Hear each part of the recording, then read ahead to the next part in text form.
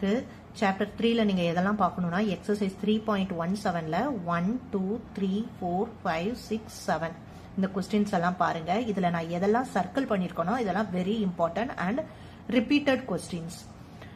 Next exercise 3.18ல 1 2 4 6 8 3 5 இதுல நான் சர்க்கிள் பண்ணது क्वेश्चन நம்பர் 2 3 4 இது மூணும் கண்டிப்பா இம்பார்ட்டன்ட் ரிப்பீட்டட் क्वेश्चंस.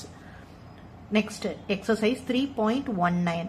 அதுல 2, 4, 6, 7, 8, 9, 10, 5, 11, 13.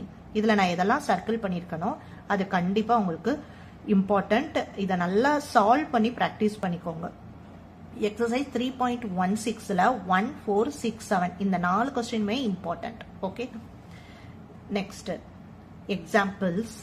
இந்த சாப்டர்ல இருக்கிற எக்ஸாம்பிள் பாசிபிள் சம்ஸ் அண்ட் ரொம்ப ரிப்பீட்டட் क्वेश्चंस மட்டும் தான் நான் கலெக்ட் பண்ணியிருக்கேன். ஸோ எல்லா சம்முமே கொஞ்சம் ப்ராக்டிஸ் பண்ணிக்கோங்க. 3.53, 3.54, 3.55, 3.58, 3.59, 3.60, 3.65, 3.71, 3.73, 3.63, 3.64, 3.67 and 3.70. This is important from chapter 3. Okay. அடுத்து நமக்கு செகண்ட் மிட்டம்ல என்னது வருதுன்னா சாப்டர் 4. சாப்டர் 4ல கண்டிப்பா பித்தகோரஸ் தியரம் படிச்சுக்கோங்க. பித்தகோரஸ் தியரத்தோட அனதர் நேமும் படிச்சுக்கோங்க. அது கண்டிப்பா கேட்பாங்க.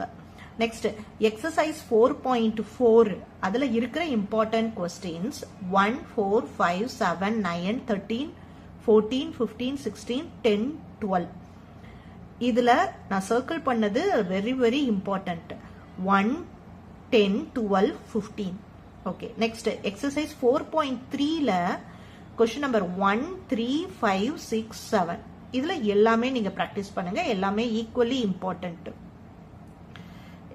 Chapter 4ஓட example sums 4.20, 4.21, 4.22, 4.24. Remaining solution கீழ இருக்க லிங்கை press பண்ணி full video பாருங்க. So useful-ஆ இருக்கும். Thank you. Subscribe பண்ணுங்க.